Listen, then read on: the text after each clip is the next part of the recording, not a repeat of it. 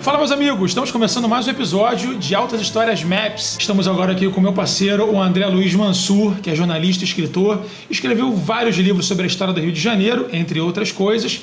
E hoje ele veio me presentear com uma... Cara, esse aqui é com certeza um dos livros mais completos e mais legais de ler sobre a história da Zona Oeste do Rio de Janeiro. E eu não sabia que Campo Grande tinha tanta história legal, que vai cruzar diretamente com a história do Brasil, né? Sim, sim. Quando a gente pensa em Zona Oeste, a gente pensa, caraca, Campo Grande é muito longe, papapá. Só que os acessos eram feitos de maneira diferente, né? Eram feitos por aqui, pela Baía de Guanabara ou pela Baía de Sepetiba, né? E muitos... Por exemplo, a Fazenda de Santa Cruz, que foi dos jesuítas, a produção agropecuária era enviada ao centro do Rio, para o colégio que ficava no Morro do Castelo, pelo mar. Saía da Baía de Sepetiba, transpunha ali a Ilha da Marambaia e ia pelo Oceano Atlântico até onde hoje é a Praça 15, né? Essa região da Zona Norte hoje foram as primeiras sesmarias da área rural. A primeira freguesia de Inhaúma e São Tiago de Inhaúma e Nossa Senhora da Apresentação de Irajá. Sim. Depois essas freguesias foram se desmembrando.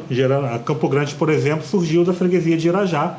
Mas essas duas freguesias, elas são fundamentais porque é a extensão mesmo dessa área rural, que hoje é a maior parte do território da cidade do Rio de Janeiro. Sim. E essa questão de falar de muito longe é muito interessante, porque a Tijuca, até o século XIX, final do século XIX, era a área de veraneio de quem morava no centro, Botafogo. Vou para Tijuca passar um mês na Tijuca. Exatamente. O Rio de Janeiro mesmo, a cidade do Rio de Janeiro, ela era concentrada aqui no centro histórico. Sim, o centro era isso aqui. Era isso aí. Cadê? Até a Glória, mais ou menos, ali, no máximo. Tá aqui, ó. Era essa aí. E a gente pensar esse mapa sem os aterros todos que tiveram, né? Acabava aqui, eram 4 morros, né? 4 morros, era o quadrilátero aqui. A cidade era isso aqui. Exatamente. Né? E muitos pântanos, muitos alagadiços. Você, para construir qualquer coisa ali, tinha que aterrar tudo. Imagino. Então depois você estendeu até a Glória, mais ou menos. Agora, se a Tijuca já fazia parte de um pântano, já fazia parte de dos arrabaldes, né? Da cidade, cara, o que esses primeiros caras que vieram aqui, o que será que eles encontraram nessa área da Zona Oeste? Devia ser maravilhoso, né, cara? Sim, até meados do século XIX. O Dom João se encantou com Santa Cruz quando ele chegou aqui, que ele transformou o antigo convento dos jesuítas em palácio de veraneio. Não foi à toa, porque o caminho era a Estrada Real de Santa Cruz. Sim. Que hoje está em toda a sua configuração, ainda pode ser observada hoje. Começava em São Cristóvão. Porque São Cristóvão era o lugar onde tinha a casa foi o Palácio Imperial, da Quinta da Boa Vista. Mas em Portugal havia o hábito de ter também o Palácio de Veraneio e o local de trabalho. Então o local de trabalho principal era o Palácio Imperial, no centro do Rio. E o palácio onde eles moraram era a Quinta da Boa Vista, né, que foi uma doação que ele recebeu. E aí começava a Estrada Real de Santa Cruz, né, pela rua São Luís Gonzaga. Ele fazia praticamente esse caminho aqui, né? Não, esse era o caminho que vinha desde os jesuítas, era o caminho dos jesuítas, provavelmente vindo de uma trilha indígena, porque a maioria desses caminhos eram consequência de trilhas indígenas. Toda a zona oeste do Rio de Janeiro já era habitada por tribos indígenas ou só... Sim, Tupinambás desde muito tempo. Existem resquícios aí arqueológicos dessa... Existem algumas escavações, muitas escavações foram feitas e encontraram, mas também encontraram os sambaquis, que são reservas arqueológicas de povos muito mais antigos, de milhares de anos, povos coletores, né? Em Sepetiba tem o sambaqui, em Guaratiba teve o sambaqui Zé Espinho, mas vários sambaquis existem ainda, muitos já foram até coletados para museus e tudo, alguns se perderam. Que maneiro. Mas Sepetiba está lá. A Estrada Real de Santa Cruz então, era São Luís Gonzaga, era a Avenida Dom Helder Câmara, era Cândido Benício, Intendente Magalhães, Avenida Santa Cruz, Cesário de Melo, Rua Felipe Cardoso. Então ela ali passa perto do por Campinho, toda. qual é o nome eu esqueci o nome do lugar agora, que era perto ali do Campinho, onde tinha uma pausa ali pra galera... Ali tinha a estalagem do Campinho, que era no Intendente Magalhães. Mas qual era o nome que até Tiradentes parou ali? O nome era estalagem do Campinho. O Campinho é um local interessante, porque ele é confluência do que é hoje a Zona Norte, né? Então você tinha a freguesia de Irajá e tudo.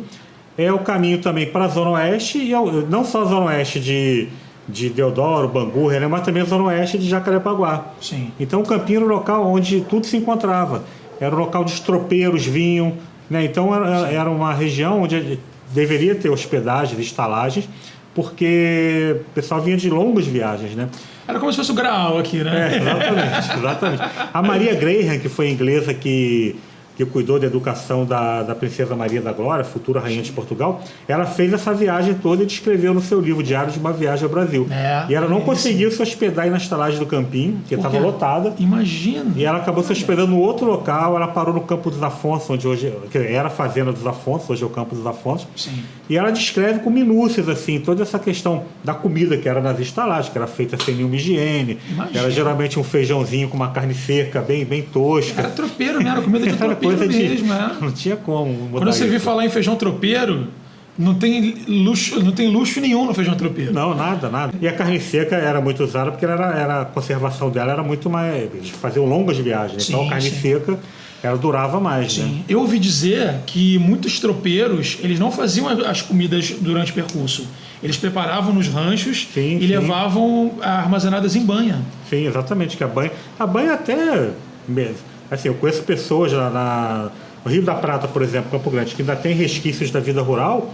Eu conheço uns senhores lá que falam que a banha que conservava tudo até isso na década de 80, assim, não tinha... Doideira, né? E muito mais saudável do que o óleo refinado que a gente tem hoje, né? Então, comprava comida, botava numa lata de banha mesmo, conservava ali direitinho. Então, e esses tropeiros tinham isso, os caras ficavam, às vezes, meses andando por aí de Minas. Tiradentes era Tiradentes vinha de Minas para o Rio. Ele fazia esse percurso, ele ficou muito tempo no Rio, né? Inclusive, o André também escreveu um livro sensacional chamado Tiradentes no Rio de Janeiro, né? Tiradentes Carioca. Tiradentes Carioca. Essa, na verdade, assim, eu tenho a trilogia do Velho Oeste Carioca, né? Que eu conto a história da região de Deodoro Sepetiba, mas esse livro eu queria muito lançar porque eu tirei muitas fotos ao longo dos anos de monumentos históricos. Sim. E o Velho Oeste Carioca ele não tem fotos. Então eu fiz 23 artigos com... Os textos são inéditos, mas os temas, é claro que eu já abordei em algum momento. E, então temos, por exemplo, a oficina dos bondes, de manutenção dos bondes em Campo Grande, que ainda existe, eu fotografei. Vamos ver como é que é. Vamos. Vamos achar... Essa aqui, ó. Ah, tá. Essa aqui. Ah, essa instalação aqui. Que essa aí hoje pertence à Conlurb. É tipo um depósito que fizeram hoje. Eu não sei nem exatamente qual é a função lá. Já foi fábrica de vassouras, hoje eu não sei, acho que é uma função mais administrativa. E ó, você que é rato de mapa, que nem a gente, pensa o seguinte, dá para você reconhecer os monumentos mais antigos através das telhas. Porque olha como é que é diferenciado, né? Esse prédio é de 1917. E ele está bem conservado. Inclusive tem uns trilhos na frente dele, trilhos do bonde. Aí é a lateral dele. Ah, ele é baixinho, achei que fosse grandão. Mais pra frente, aqui, ó. Aqui é a lateral de toda a construção. Ele é isso aqui, ó. Ah, entendi. Aqui era como se fosse o frontão, né? Sim. E aqui tem uns trilhozinhos ali embaixo. Se eu olhar ali embaixo, tem uns trilhozinhos ali. Sim, passando aqui. Ah, entendi. Porque, na verdade, os trilhos não foram tirados lá. Os bondes acabaram em 67 lá. E os trilhos foram só botar o asfalto por cima. Não sobrou nenhum bonde para contar a história. O único resquício mesmo é essa oficina, que até está em bom estado de conservação. Para um padrão Brasil de conservação, tá legal, né? Tentaram derrubar na época do BRT, mas a sociedade lá se mobilizou. E essa oficina dos bondes aqui, os bondes eram levados, faziam qual itinerário? Então, o bonde tinha... Campo Grande tinha bonde desde 1894. Então, você tinha itinerário para Pedra de Guaratiba, tinha itinerário para Ilha de Guaratiba e para o Rio da Prata, que é lá em Campo Grande mesmo. Sim. A primeira linha foi para Santa Clara, que é uma localidade na estrada do Monteiro, e era mais para transporte de produtos agrícolas, capim também, para muitos animais. Que era mais para logística animal. Entendi. Sim. Mas depois ele se ampliou. Em 1917 passou a ser eletrificado e surgiram as linhas para Pedra de Guaratiba, que devia ser um passeio maravilhoso, porque você tinha várias florestas e chegava em frente a uma praia, né? Imagino. Teve um bonde também, Santa Cruz de Sepetiba, que tem até o Augusto Malta fez foto, era atração animal, durou pouco tempo, final do século XIX, e o ponto final dele era em frente à praia também. Essa praia aqui de Sepetiba, Praia de Sepetiba, que eu também falo muito no livro, porque Sepetiba é um local que eu frequentei quando era criança, e eu falo muito dessa questão do ter sido um local de veraneio. Infelizmente a Bahia foi poluída, primeiro, pela construção do Porto de Sepetiba, que hoje é chamado de Porto de Itaguaí. No final da década de 70, a dragagem no porto foi muito mal feita, as porcarias não foram levadas para alto mar, voltou tudo para a Bahia. Nossa. Teve também vazamento de algumas indústrias, como a Ingá, e depois o esgoto jogado na Bahia, como acontece com a Baía de Guanabara. Então, Sepetiba, que era um local muito frequentado por veranistas, ele perdeu essa característica, né? Mas tem lá ainda vários monumentos. Eu falo muito do Coreto, né? O Coreto de Sepetiba, que era onde o Odorico Paraguaçu fazia seus discursos na novela Bem Amado, e foi o primeiro coreto do Rio de Janeiro. Que maneiro. Seria esse aqui? Praça Washington Luiz, essa aí mesmo. Tá. Que legal. Ele está ali no meio dessas árvores aí. Está ali a estrutura dele. Eu tive lá até domingo agora. Ele ainda existe? Ainda tá, ele está em ótimo estado de conservação. Ele aqui, ó. Está exatamente assim, ele foi reformado. Que bacana. Qual foi a novela mesmo? O Bem Amado, na década de 70. O Odorico fazia o discurso aí. Esse é o primeiro coreto do Rio de Janeiro. Ele foi inaugurado em 1903 na Praça 15, pelo Pereira Passos. E em 1949, se eu não me engano, ele foi transferido para Sepetiba quando inauguraram a iluminação elétrica nas ruas. Tem até uma parte ali que conta isso. Então ele era lá do centro? Do centro, de 1903. É o primeiro coreto do Rio de Janeiro, identificado até hoje. Tem o Cais Imperial, esse cais é do século XIX. Que Cais Imperial é esse aqui, cara? É o antigo Cais Imperial. Isso aí, porque eu boto no livro também a questão do transporte marítimo. De Sepetiba você ia até Santos, Paraty. Sim, é muito perto para lá, né? José Bonifácio chegou para coordenar o processo de independência do Brasil de barco vindo de Santos. Ele se encontrou com a Imperatriz Leopoldina em Sepetiba, foram para a fazenda Santa Cruz, enquanto Dom Pedro I estava fazendo lá as negociações. Ele, quando foi proclamar a independência, ele passou por toda a região da Zona Oeste hoje, dormiu em Santa Cruz. Entendi. Então, Sepetiba tem muita história mesmo. Essa faixa de areia, ela foi feito um projeto na época do governo Sérgio Cabral. Um projeto demorou acho que uns 2 anos para revitalizar a faixa de areia, né? Porque como a praia é poluída, sim, pelo menos a faixa de areia foi revitalizada. E aí tem desde festival de pipas até pessoal correndo, jogando bola. Então isso melhorou muito ali para a região. Agora, mais para dentro aqui, a gente tem Santa Cruz, que tem a Fazenda Imperial, né? Santa Cruz eu coloquei alguns pontos no livro, que hoje é o Batalhão Vilagrã Cabrita, que é o Batalhão de Engenharia Militar. Mas aonde? Aqui, a antiga sede da fazenda aqui, ó. Esse aqui que você está vendo aqui mesmo. Ah, tá, entendi. Eu nunca fui lá, você acredita? Bom, é um prédio assim fantástico. Tem até um túnel lá da época dos jesuítas ainda, a gente visitou de vez em quando. Então esse é o prédio da antiga fazenda dos jesuítas, que com o tempo foi sendo ampliado. Talvez não, é um dos marcos históricos mais importantes da Zona Oeste. Sim. E ele é batalhão de engenharia militar desde 1946. O Vilagrã Cabrita, ele morreu na Guerra do Paraguai, é o patrono da engenharia militar brasileira. Tem à direita, assim, mais à direita um pouquinho, para cá aqui, ó, aqui mais ou menos. Aqui ele tem um memorial sobre ele. Dentro do quartel tem um pouco da história da engenharia militar no Brasil e um pouco também da história dos jesuítas. Sim. Então, nesse livro, eu foquei mais na questão do batalhão de engenharia, porque no Velho Oeste Carioca eu já falo muito dos jesuítas, da família real, né? A lua de mel de Dom Pedro I e Imperatriz Leopoldina foi aí. Foi aqui, né? Foi aí. Cara, que bacana. E Dom João, assim, se você pensar que o Dom João passava vários meses do ano aí, essa aí era a sede de um dos maiores reinos da época no mundo, né? Ele despachava daí, via mensageiros. Esse é um lugar lindo também, né, cara? Sim, sim. Você vê isso aqui, é todo um descampado, né? Até porque Campo Grande mesmo. O nome não é à toa. Você não vê morros aqui, ó. É tudo horizontal. Tanto é que a base aérea de Santa Cruz ela foi escolhida, o hangar de dirigíveis, né, que é um dos poucos que existem no mundo. Sim. Ele foi escolhido aí em Santa Cruz por causa dessas condições de vento. Sim. É aqui, ó. Isso aí, de 1936. Esse aqui é um hangar do dirigível. Ainda tá lá? Tá lá, tá inteirinho lá. Mas ele nunca fica em atividade, né? Não, ali são guardados os aviões, os caças. Mas não tinha um dirigível aqui também? Não, o dirigível hoje é só um hangar para caças mesmo. Ah, entendi. Ele é de 1936, ele foi trazido da Alemanha e montado aqui. É uma obra de 274 metros de comprimento, 70 e pouco de altura, de largura. É uma obra monumental. E hoje funciona na base aérea de Santa Cruz ali, que é chamada oficialmente de Ala 12. E, de certa forma, foi um jeito de preservar esse monumento, né? Sim. E também temos próximo dali o Palacete Princesa Isabel, que eu botei até na capa do livro. que é a antiga sede do Matadouro de Santa Cruz. O Matadouro, para a gente entender, era o lugar onde se matavam animais para não deixar o mau cheiro dos resíduos, né, que o animal deixava. Eles tinham um local só para isso. O Matadouro ele foi o principal matadouro do Rio de Janeiro, na verdade.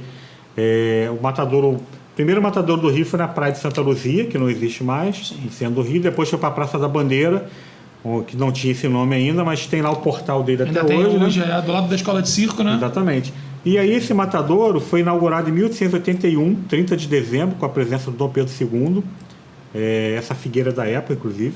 Imagino. Olha. E daí a carne era trazida, tem uma estação de trem ainda hoje lá, que não funciona mais, levaram para a estação de Santa Cruz, dali levaram para o centro do Rio, para abastecimento. E os animais eram... Santa Cruz sempre teve uma tradição muito grande da pecuária, da fazenda, mas também muitos animais eram trazidos de outros lugares, ficavam no Largo do Bodegão, que é ali perto, e aí o abate era feito aí no matadouro e levado para o centro do Rio. Hoje, esse prédio pegou fogo na década de 80, ficou bem danificado, mas aí em 2008, com a comemoração dos 200 anos da chegada da família real, ele foi reformado e hoje é o Centro Cultural de Santa Cruz. Funciona aí o NOP, que é o Núcleo de Orientação e Pesquisa Histórica, que é o principal centro de pesquisas históricas da região. É mantido pela Secretaria de Educação, tem a biblioteca do NOP, tem a biblioteca da Regional. E agora está com pouca atividade, mas normalmente tem muita coisa ali. Tem curso de música, de teatro, exposições, tem várias atividades. É um local bem bacana, assim. Eu gosto muito, eu estive lá também essa semana. Eu gosto muito desse palacete aí. As ruínas ficam próximas. Saindo da fazenda de Santa Cruz, a gente também tem a ponte dos jesuítas, né? Sim. Que é um resquício ainda... Que fazia parte da fazenda. É uma obra de 1752. E é até num local chamado Jesuítas mesmo. O nome do... da localidade. Olha aqui, ó. Essa ponte, você pode notar, o rio Guandu está passando aqui, ó, embaixo. Sim. Mas o rio Guandu passava exatamente embaixo dela e era uma ponte represa. Porque os jesuítas trabalharam muito a questão da drenagem da irrigação. Essa é uma região igual ao centro do Rio, pântanos, mangues, alagadiços. Então, para torná-la cultivável, produtiva, eles foram para a Europa estudar com os holandeses os métodos de drenagem e irrigação, porque lá são os Países Baixos, e trouxeram esse conhecimento para cá. Os escravos, a maior parte do trabalho dos escravos era trabalho exatamente de drenagem e irrigação, e essa ponte era uma ponte represa. Então, ela tem embaixo uns arcos que se fechavam quando a maré estava cheia, quando tinha muita chuva, e se abriam quando no período de seca, para não ter problema. Funcionava como dique aqui. Sim, exatamente. Tinha várias estruturas dessa. Essa foi a que sobrou e está até em bom estado. Vê quando o mato está crescido, tem a pichação, mas ela tem uma estrutura boa ainda. Sim. E é um monumento de 1752, então é um monumento do período colonial muito importante e que representa bem essa luta dos jesuítas, e depois mesmo, no século XX, Santa Cruz também teve mais obras de saneamento. Aí teve a chegada dos japoneses. Hoje eles têm uma comunidade muito forte em Itaguaí, mas desde, por exemplo, o tomate de Santa Cruz era muito famoso, produzido pelos japoneses. O aipim de Santa Cruz até hoje é famoso. Então, os japoneses hoje é que mantém essa tradição agrícola de toda aquela região. E o que mais você já viu de interessante aqui que a gente consiga visitar no mapa? Paciência, né, que está ali embaixo, o bairro de Paciência. Aqui. Sim. Bairro de Paciência eu falo muito no livro, porque aqui existiu a Fazenda da Mata da Paciência, a Fazenda de Engenho da Mata da Paciência, que era a última parada antes da chegada à Fazenda Santa Cruz. Então, hoje não tem, a sede foi demolida, infelizmente. Não tem nada, né? Ficava perto da estação de trem, onde hoje é a Vila Geni, ali ficava a sede.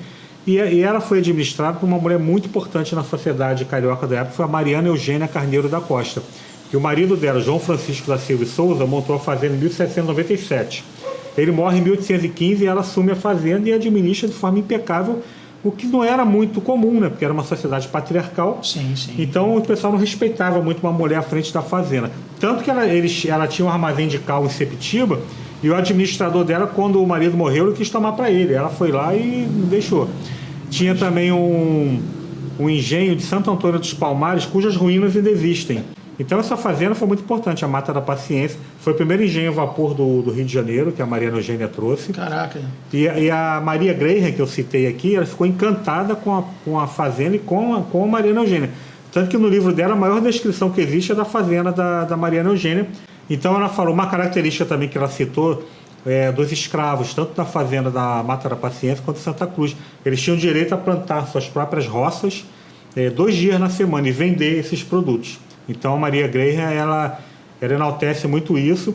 E em Santa Cruz eles não ficavam em senzalas, todo mundo amontoado, eles tinham casas mesmo, como se fossem casas individuais. E tinham os escravos músicos de Santa Cruz, foi uma tradição muito importante, vinha dos jesuítas. E o Dom João, quando viu isso, ficou encantado, chamou o padre José Maurício Nunes Garcia para montar uma espécie de conservatório. Então esses escravos se apresentavam em vários lugares, era um coro, tinha instrumentistas. E isso é uma tradição que vinha dos jesuítas, porque quando fizeram o inventário da fazenda, quando eles foram expulsos, acharam vários instrumentos musicais, que eram desses escravos. Então, os escravos que tinham algum ofício, né, alguma habilidade como artesão, como carpinteiros, também podiam fazer trabalhos para fora para conseguirem recursos. Alguns conseguiram até carta de alforria com esse dinheiro. Então, e outra coisa, os escravos mais velhos não eram expulsos da fazenda. Os escravos ficavam cegos ou acidentados, ficavam lá até morrer. Tem relatos de escravos com 90, 100 anos, assim, que eram alimentados pela fazenda. Tinha um hospital que era baseado em conhecimentos indígenas e tinha um caldeirão toda manhã com produtos da fazenda para as crianças, para os filhos dos escravos. Então, assim, não estou dizendo que a escravidão seja boa, mas pelo menos era um tratamento menos pior do que em outros lugares. Mas mesmo assim, tinha fuga, tinha uma cadeia, teve quilombos na cabeceira do rio Guandu. Mas quando os jesuítas foram expulsos, os escravos não fugiram, eles ficaram lá. E eles que receberam os novos administradores e orientaram sobre a produção da fazenda. Que doideira, né, cara? Agora, saindo de... nesse livro, você foi até onde? Saindo de Santa Cruz aqui de Campo Grande? Eu fui de Realengo até Sepetiba. Falei de Guaratiba também. Esse negócio do Realengo, do Real Engenho, é verdade não, isso mesmo? Não, é verdade não. O Real Engenho, na verdade, nunca existiu. Seria o realengue, né? Terras realengas eram terras onde você não podia construir nada. Eram terras de serventia pública. Eram terras que pertenciam ao reino, por isso que eram terras realengas, ao poder real. Sim. Então, você tem terras realengas no Brasil todo em documentos. E essa foi uma terra realenga, só que teve algumas invasões ali, algumas fazendas, mas no geral era uma terra que não tinha nada. Então, quando o governo imperial resolveu transferir quartéis para lá, mais ou menos 1850, e escolheu Realengo exatamente porque foi uma terra realenga, não tinha construções. Então, quando era uma terra sem nada, você podia botar os quartéis. Então, foi ali que começou a transferir os quartéis. Eu falo muito do Padre Miguel, né, que foi um grande, não só um religioso importante, mas um grande educador. Tem a igreja Nossa Senhora da Conceição, que tem um busto dele em frente, em Realengo, onde ele atuou. Paróquia Nossa Senhora da Conceição. Foi aí que ele atuou, ele ajudou a reformar a igreja. Quem atuou aqui? O Padre Miguel. O próprio Padre Miguel aqui, né? Tem um busto na frente ali dele. Essa igreja lá foi erguida... Essa igreja era muito antiga. Ele chegou no Brasil ele era espanhol, chegou no Brasil no início do século XX. E aí ele fez um trabalho revolucionário lá. Ele adorava cinema, ele chegou a estudar na França, então ele teve contato com o cinema nos seus primórdios, dos irmãos Lumière. E ele usava máquinas de filmar e projeção em telas não só para a questão da catequese, como para a alfabetização. Então ele foi um pioneiro nisso, ele foi uma das primeiras pessoas aqui nessa região a utilizar o cinema. Que legal. E estamos falando de que ano? Isso início do século XX, assim, 1908 em diante. Ele morreu em 1947, se não me engano. Entendi, é bem recente. Então foi tudo no século XX. E ele ia a cavalo, tinha um cavalo chamado Bismarck, que ele ia até Anchieta e fazia um trabalho de alfabetização das crianças. Olha o Bangu Shopping aqui, ó. Bangu, eu falo muito, tem um capítulo do livro que é o Orgulho de Ser Banguense, que eu falo da estátua que está no Bangu hoje, que é o do Thomas Donoghue, que é o escocês, estátua feita pelo Clécio Regis, que foi o escocês que teria introduzido o futebol no Bangu, em Bangu, antes do Charles Miller, né, que foi o pioneiro do futebol em São Paulo. Então tem documentos, né, tem vários pesquisadores que mostram que teve partida de futebol em Bangu antes, mas não 11 contra 11, né? Era uma partida com uma regulamentação. Sim. Mas a fábrica Bangu ela foi inaugurada em 1893. Era basicamente a maior parte de funcionários britânicos. O futebol já era muito popular lá e com certeza... É uma tradição dos próprios funcionários imigrantes, né? O Thomas Donoghue, ele manda trazer bolas da Escócia e começa a jogar aí. A casa dele existe até hoje, numa vila. Mas está íntegra ainda? Tá. Eu não sei exatamente agora localizar, mas ela fica do outro lado do bairro, que tinha uma vila operária ali. Sim. Todo o bairro de Bangu, se você dar uma distância um pouco, você vai ver que todo o arruamento dele é bem organizadinho. Ó. Tudo isso foi feito pela fábrica. A fábrica mesmo era todo o bairro de Bangu. Então a sede dela, que é onde o shopping hoje está mantido em toda a sua extensão. Mas você pega o arruamento dela, ó, tudo horizontal, vertical, foi um bairro planejado pela fábrica. E as casas dos funcionários tiveram condição de comprar suas próprias casas. É um bairro que tem a maior parte dos imóveis é de casas próprias, que eram dos funcionários, que tinham desconto no salário para comprar as casas. Então, e toda uma vida cultural em torno da fábrica, que também era uma forma de manter o trabalhador ligado à fábrica, né? O movimento anarquista estava começando aqui no Brasil, com imigrantes italianos, então os donos de fábrica tinham muito medo disso. Então, começar uma revolução dentro. Exatamente, né? Eles deixavam uma condição assim do trabalhador se sentir ligado à fábrica, com música, com escolas. Isso eu acho que já era uma tradição das próprias fábricas de tecido, né? Sim. A indústria têxtil aqui no Rio de Janeiro, ela tinha essa cultura. Eu sei que aqui no Andaraí a gente tinha a Confiança, que é onde é o Extra Boulevard. Sim. Tinha a América Fabril, que é a Nova América. Sim. Tinha aqui aqui onde é o Tijolinho, né? Aí em frente aqui em Vila Isabel. E todos eles tinham uma área que tinha a escola para os filhos dos funcionários. Exatamente. Tinha um campo de futebol para eles jogarem, né? É engraçado isso. Sim, já era uma tradição, né, da estrutura deles. A Bangu foi construída lá por causa da questão da água, né? Você gastava muita água na produção dos tecidos. E em volta tem a serra, onde hoje é o Pico da Pedra Branca e tudo. Várias ruas em Bangu tem nome ligado à fábrica de alguma forma, de profissões da fábrica, né? E para você ter o Rio da Prata tem em Bangu e Campo Grande, e é dividido por uma serra, e a água dessa serra era utilizada na fábrica, e tem tubulações até hoje no topo da serra escrito Fábrica Bangu.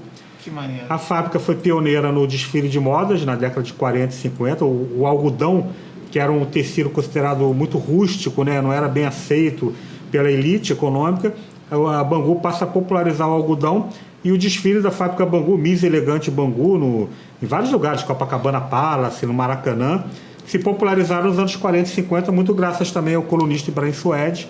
Então o Bangu realmente virou uma marca muito conhecida, né? Os seus tecidos eram exportados. Nós temos aqui o visual paredão. era lindo também, né? Olha. Sim, eu falo muito do Grêmio Literário José Mauro de Vasconcelos, que o José Mauro de Vasconcelos escreveu Meu Pé de Laranja Lima referindo a Bangu. Ele morou em Bangu, que era região de muitos laranjais, né, como Campo Grande também. Isso tudo fazia parte de Campo Grande, era o Campo Grande. Caramba, isso tudo era Campo Grande. Tudo isso aí, de mais ou menos do onde é o bairro hoje até Realengo. Era chamado o Realengo de Campo Grande. Caramba. Por isso que tinha esse nome. Com o tempo foi diminuindo, mas mesmo assim o bairro é um dos maiores bairros do Rio, acho que é o segundo maior. Guaratiba eu falo também da Pedra de Guaratiba. Pedra de Guaratiba, que é um lugar que eu gosto muito. Então, esse lance que a gente estava conversando lá no grupo, esse lance de William de Guaratiba e Ilha de Guaratiba, então, tá tudo indo por água abaixo, essas infelizmente, eu acabei com a alegria de muita gente. Eu já falava isso no Velho Asqueroca, mas nesse livro tem um capítulo, que deixa eu pegar aqui, A Ilha do Seu William, que eu falo exatamente sobre essa aqui. É o William mesmo, né? Seu William de Guaratiba. Aí eu falo também de Realengo, eu falo de outros lugares. Mas e qual foi essa teoria que você quebrou aí? Não, porque o William de Guaratiba seria um inglês que teria vindo com Dom João e teria adquirido uma fazenda em Guaratiba, e como era o William de Guaratiba, e essa região não é uma ilha, sim, então as pessoas se acostumaram a chamar seu William de Guaratiba. Mas, na verdade, o nome engenho da ilha já existia há muito tempo, bem antes da chegada de Dom João. E não tinha nenhum inglês morando aqui, né, no período colonial. Sim. Então o que o pessoal acha é que a região da Ilha de Guaratiba, por ter vários rios e valas, quando chovia muito ela ficava tipo um platô, e aí ficava cercada de água por todos os lados. Então as pessoas começaram a chamar essa região de ilha. Essa é a versão talvez mais próxima da verdade, mas em relação ao inglês, esse inglês não tem uma referência dele. Porque o engenho da ilha já existe há muito tempo, no período colonial não tinha inglês morando ali. Sim. Então, mas é claro que o nome é interessante. O Valqueire, que eu cito também, que o pessoal fala que seria o quinto alqueire, né? 5 é algarismo romano, mas na verdade tinha um fazendeiro chamado Antônio Valqueire, nesse período colonial. Em Uaíba, que é um bairro também que eu falo, é um nome indígena, parece que significa campo ruim, algo assim. Mas tem uma lenda de que os escravos tinha um administrador de uma fazenda chamado Aníbal, e falava assim, Inho Aníbal. Então, Inho Aníbal. O Inho Aníbal virou Inho Aíba. A estrada do Cabo Sul, que é perto da minha casa, falava que era um cabo que veio do sul, aí botou esse nome, Cabo Sul é nome indígena também. Paciência, muito interessante. Paciência. Daqui a pouco vai falar que Tijuca era de Tio Juca. Ué, por aí. Paciência falava que, como a viagem era muito longa, você, quando estava chegando em Santa Cruz, parava em Paciência e perguntava, falta muito para chegar? Não, então haja paciência. Mas, na verdade, o nome Paciência já existia. O Brás Carneiro Leão, que foi o pai da Mariana Eugênia, Sim. que foi dono, assim, pegou essas terras assim, foi dono. Devia ser a fazenda, devia ser isso aqui quase tudo, né? Não, até Cosmos, pegava Cosmos também, um pouquinho de Uaíba. O Brás Carneiro Leão tinha terras em Campos dos Goitacazes e lá tinha o Caminho da Paciência. Sim. Então era o nome da terra dele lá. Inclusive tem uma rua lá, tem um caminho chamado de Caminho da Paciência até hoje. Então ele transportou isso para cá. Mas o pessoal foi chamando de Cosmos, era o nome da imobiliária que fez o loteamento dessa região, imobiliária Cosmos. É porque é Vila Cosmos, né? Era Cosmos até com K no Sim, no eu passado, lembro disso no né? ônibus, Então, esses nomes a gente vai descobrindo assim, as origens, mas é claro que o nome folclórico sempre tem. Um nome que eu acho interessante, que não é folclórico, na verdade é o Viaduto dos Cabritos. Também é isso que eu ia te falar. Que na verdade é Viaduto dos Cabritos mesmo, não é a lenda. Que falava que seria o Viaduto Engenheiro Oscar Brito. Mas alguns amigos meus pesquisaram, a Guia de Turismo Deca Cereja, ela fez a pesquisa, e outras pessoas também pesquisaram em arquivos da prefeitura e não acharam nenhuma referência a esse engenheiro Oscar Brito. Né? Na verdade, e aí ela encontrou notícias de jornal da época já com esse nome, Viaduto dos Cabritos, inaugurado pelo Carlos Lacerda. Devia ser uma região que tinha muito cabrito ali mesmo, e botaram esse nome.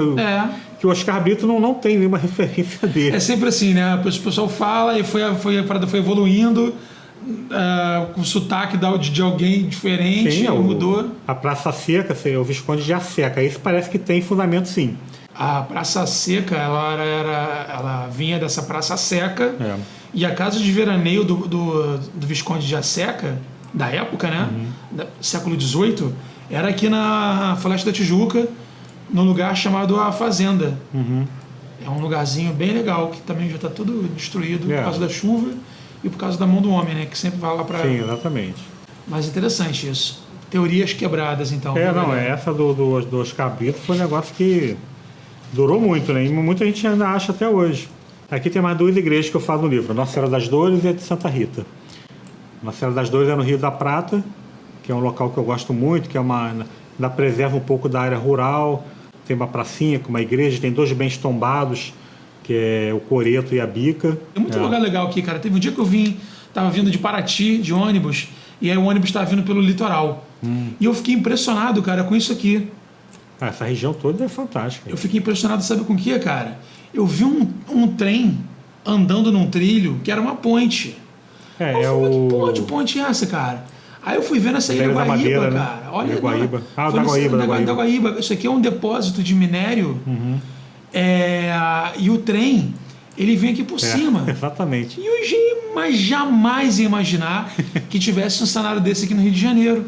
Exatamente. Sabe, de uma ilha que o trem levava o ferro para lá e vinham os navios e buscavam o minério daqui. Ou seja, muita coisa que vai para outros países está saindo daqui, exatamente. O porto fica na Ilha da Madeira. A Ilha da Madeira é mais para cá, né? Já mais para Itaguaí, aí. O porto fica aí.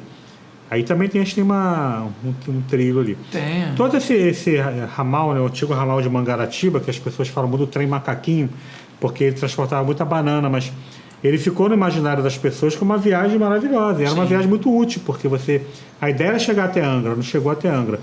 Mas ele foi desativado na década de 70, 80, em prol do transporte de carga. Então, a carga vem lá da Vale, lá em Minas, e vai chegando até aí, para ser transportado no Porto de Sepetiba. Porque essa região foi uma região de tráfico negreiro muito forte. Eu não sabia, não. Que ali, o dono dessas terras, da Marambaia, e parte de Mangaratiba, era o Joaquim José de Souza Breves.